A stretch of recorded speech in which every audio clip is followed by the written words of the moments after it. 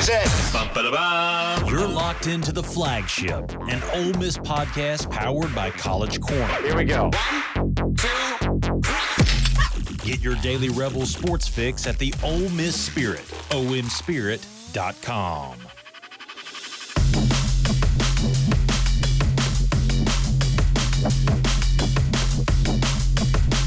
Welcome in to the Flagship. I'm your host, Zach Berry. Full disclosure, recording this on Monday. It might be released on Tuesday, but just in case anything I say is deemed incorrect by it being out of date, that is why.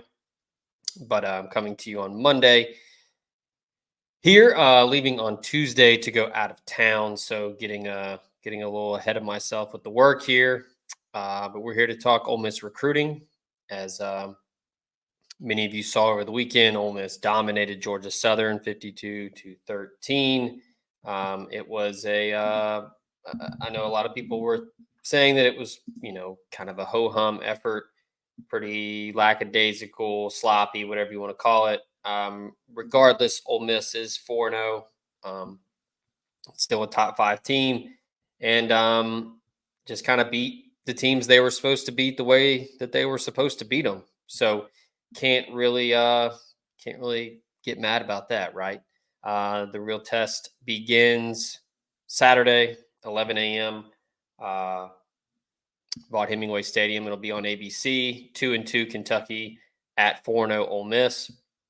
Kentucky beat Ohio over the weekend 41-6. But let's get into some recruiting before we get into that. I do want to remind you, this show brought to you by College Corner, each and every day, title sponsor of the show here. 3 locations, Oxford, Richland, Flowood. The new one in Oxford is great. Fantastic space, 4,000 plus square feet. They've got everything you need.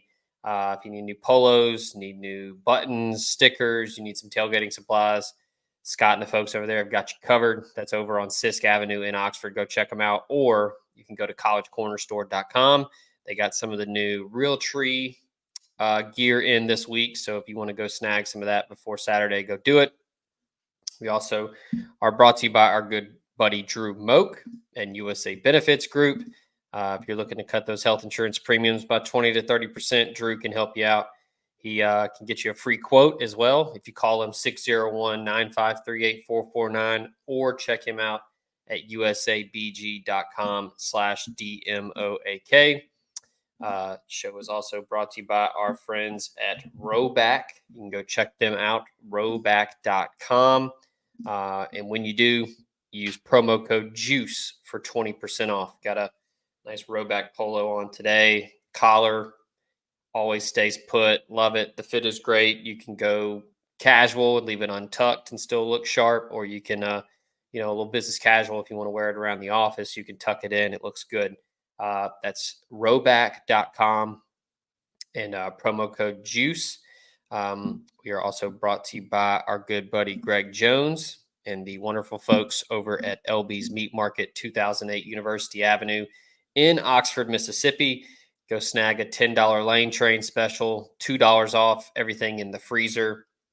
And pretty cool now. Greg told me last week that you can now text LB's and place your order that way. So that's pretty awesome, pretty convenient.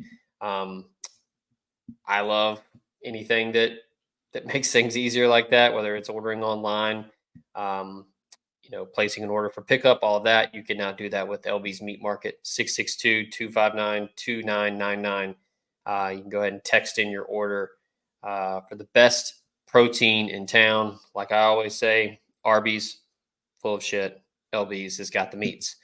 All right. Do a little bit of a pulse check episode here as we start to really hit the ground running into the home stretch. We are almost to October. Hard to believe, as this weekend will be the last weekend in September, which is wild. The first 4 weeks of the season flew by. Ole Miss just dominated, made everything look easy.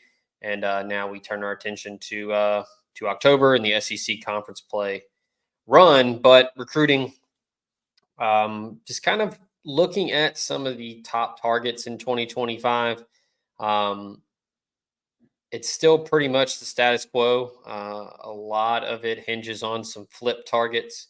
The big one, Deuce Knight, still committed to Notre Dame. He was in Auburn over the weekend. Got a front row seat to that one as the Tigers lost at home by 10 to Arkansas. Pretty lackluster affair.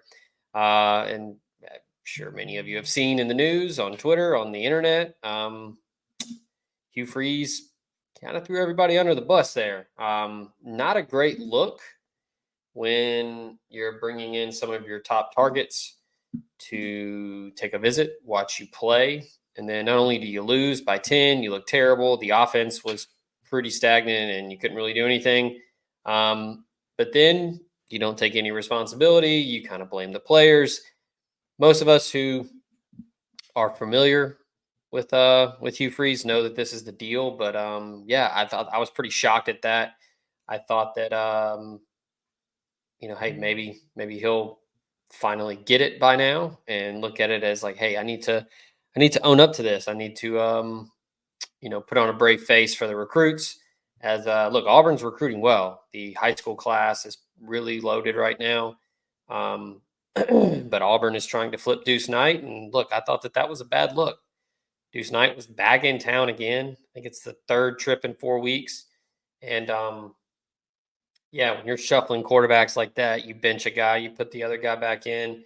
You still don't really move the football. Auburn only managed 14 points in the game. They were all in the second half, so you're held scoreless in the first half. Just not a great look. And I still think Ole Miss is in the thick of that one. Right now, it's looking like Notre Dame is kind of holding serve, but I think with what Jackson Dart and this offense is doing for Ole Miss, it's only going to help its chances on flipping Deuce Knight. Staying in the state of Alabama, you've got A.K. Deere still committed to Alabama. Pretty much the same thing. There's no real update. A.K. doesn't do a lot of talking.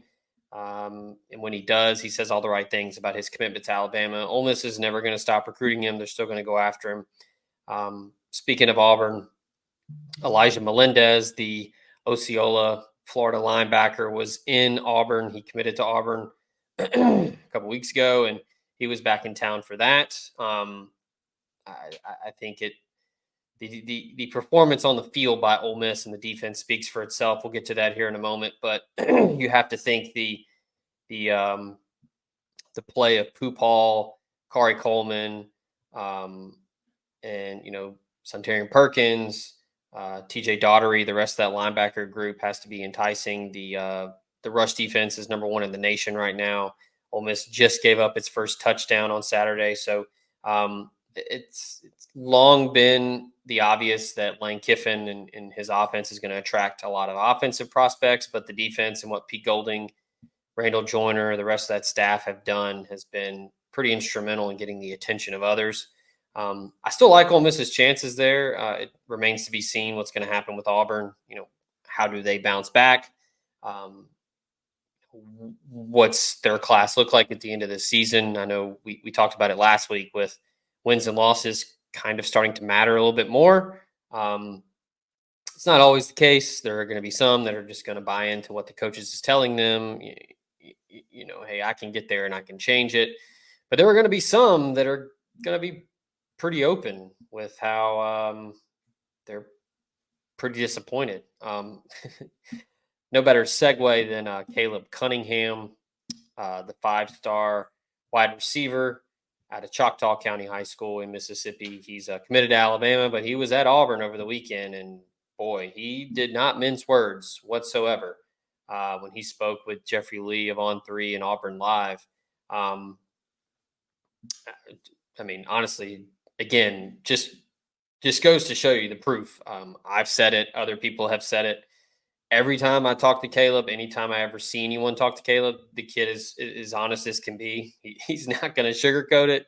He's not going to say what you want to hear. He's told me that before. Like, hey, I'm gonna keep it real. I'm not just gonna say something to appease a fan base. I'm gonna be honest. And man, he was honest. He told Jeffrey Lee, quote, "I didn't see what I wanted to see, The quarterbacks, they didn't know really who they should have put in. They have a lot of things to work on. The receivers played pretty good. They made some plays. He then went on further talking about the quarterback issue at Auburn and the shuffling and what are they going to do.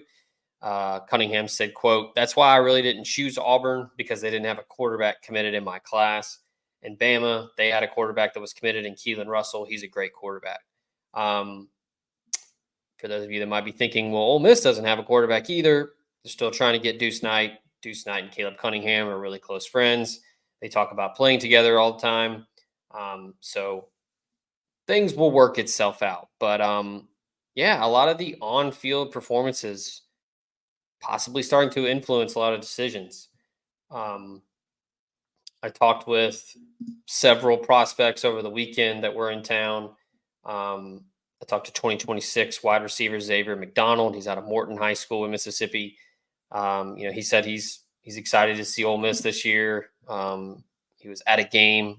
He was at the game over the weekend, I should say. Said the atmosphere was unbelievable, and he thinks that Ole Miss is going to be putting 40-plus points on everybody this year. He's a top 60 prospect in the 2026 class. He's the number 55 overall recruit in On3's 2026 On 300. So that's a big guy, obviously an in-state target from Morton that might, perk your ears up a little bit. Former Ole Miss Rebel Shea Hodge went to Morton High School. He coaches Xavier McDonald on the 7-on-7 circuit and now coaches in the high school ranks at Jackson Academy, but very familiar with Xavier McDonald, speaks very highly of him. Those types of reactions is what you want to hear if you're an Ole Miss coach. A couple other defensive guys. Yahya God was in town. He's a edge guy from South Gibson. His teammate Cameron Clark signed with Ole Miss last year. He talked about the energy in the building being crazy and said that he felt welcomed as soon as he got there. Coach Joyner, defensive line coach Randall Joyner, Jake Schoonover, the special teams coordinator. He said he talked to them before and after the game. But he talked a lot about the atmosphere and the energy. He said the fans were great. That was a big thing for him. And then, again, just seeing what's on the field, I think, is big for these recruits, where Ole Miss a lot of times over the years, not just with Kiffin, but, previous staffs, it was always, hey, this is our vision. This is what we think we can do. This is what we want you here to help us do. Now it's very much in the present where, hey, look, we're elite. We're top 5. We've got this guy, this guy, this guy. NFL scouts are here. We've got the most players going to the Reese's Senior Bowl. The time is now. We're in the present. So if you want to come play here, you need to get on board. So I think that's a very cool wrinkle to Ole Miss in this recruiting, where, like I said before, it was very much, hey, prospective outlook. Now it's very evident that Ole Miss is here to stay for the near future with what Lan Kein has done with recruiting and the transfer portal, and the Grove Collective has been instrumental with NIL. That's really helped Ole Miss get into the top 5, top 10, not only collectives, but on the field. So that's big. Braylon Outlaw, a 2026 linebacker from Pike Road over in Alabama. He talked a lot about it as well. Said the atmosphere was great. He loved seeing the defense get after it, talking to the coaches. He said he's going to be back. And I think that's pretty awesome to see that, because I know I've talked to a lot of prospects, and that's one thing I hear a lot now is, hey, I had a great time. And look, visits always go well. I mean, it's very hard for a visit not to go well, but to hear them say, I'm going to come back, that's big, because look, you can always go and have a free visit or whatever, go to a game just for something to do. But coming back is big. I think that's something that Ole Miss has done a nice job of, retention with not only the interest, but getting the visitors back. I think that's huge. Outlaw, like I said, 26 linebacker. He's got big time offers: Arkansas, Oregon, South Carolina, Michigan, Missouri. He's been to Tennessee, Auburn, and Alabama. So the in-state schools are going to be after him, but Ole Miss is going to continue to push there and try to get him back on campus. And, seems to be pretty receptive to that and says he wants to get back. I think that's a big thing right now with this staff. Kind of bearing the lead here, but on Saturday, long time target, long time Ole Miss lean, Laran Clardy committed to Ole Miss. Not a shock if you're a subscriber to the Ole Miss Spirit. I've been banging the drum for Clardy since June. His family loved his official visit. That was huge for him. As many of you know, I've mentioned it on the board. I've mentioned it in posts. Laran Clardy's brother passed away recently, and so he pushed the decision back. I think he wanted to take a couple extra visits, but also his brother was died on September 20th, and his birthday September 21st. So that was the reason why he picked that day. So big moment for him, big moment for his family. Kind of continuing the healing process there, and I think he's excited now that his decision has been made. I think that was a big weight off his shoulders, surrounding that day and what that day means. But a guy again that really rings true what this staff has been able to do with kind of the culture and the overall environment of what Ole Miss is selling. Where Clardy told Chad Simmons of On3 about his commitment, he said, quote, "Ole Miss is like home away from home. Coaching staff recruited me. They got to know my family. They made it feel like home. This is what me and my family were looking for." He said Florida State's a great school. He loved Washington. UCF was up there. But he said something's different about Ole Miss. It just felt like home. He did say that Washington was the runner-up, which a lot of people were telling me that leading up to the commitment that, hey, don't sleep on Washington. They're making a big push. He said that Coach Wes Neighbors, the safeties coach, and Pete Golding, they made him feel like a priority, had a plan for him. And this was interesting because, look, all jokes aside, it's kind of been put to bed over the last couple cycles. But early on, a lot of people were saying that Lan Kiffin wasn't very active in high school recruiting, doesn't really make an effort, blah, blah, blah. Clardy said, quote, "Coach Kiffin and I have a different type of bond. I never connected with a head coach like I did with Coach Kiffin." That's something that you need to pay attention to as well. When you see these visit pictures, you read the interviews that I do with the prospects. If you see a picture of a recruit with Lan Kiffin, or you read me writing about a prospect that says he spoke with Lan Kiffin, that's a pretty good indication that it's a good indicator that they're a big time target.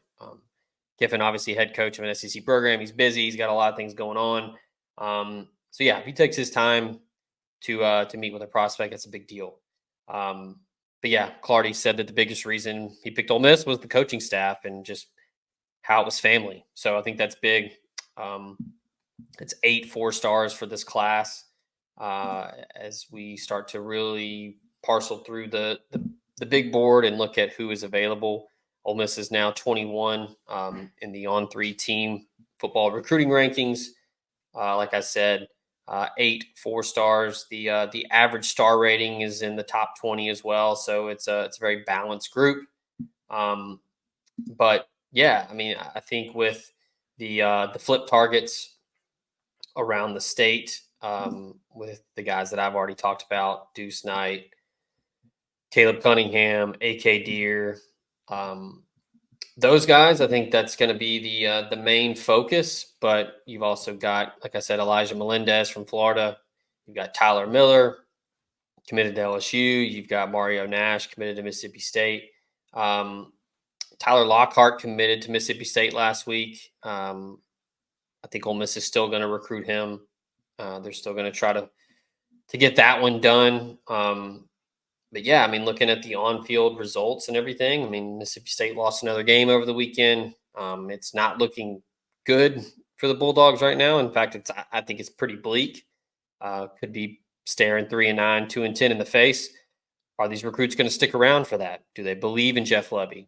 And maybe they do believe in Jeff Lebby, but maybe they don't want to wait. Maybe they want to go ahead and go somewhere that's already a contender, that's already winning big time games, that's in the college football playoff, that is in the forefront of college football news and notes and all of that. So is that going to play a role for some of these recruits? I think that's big. Another thing, talking about, Mississippi State lost on Saturday. They lost to Florida. What's Florida going to look like? Billy Napier and company have got a hell of a schedule coming up. That's just a lot of teams are not going to be able to survive, much less a team like Florida that's very, very average in a lot of spots. So somebody like Micah Jones, tight end from Madison Central, Ole Miss likes him a lot.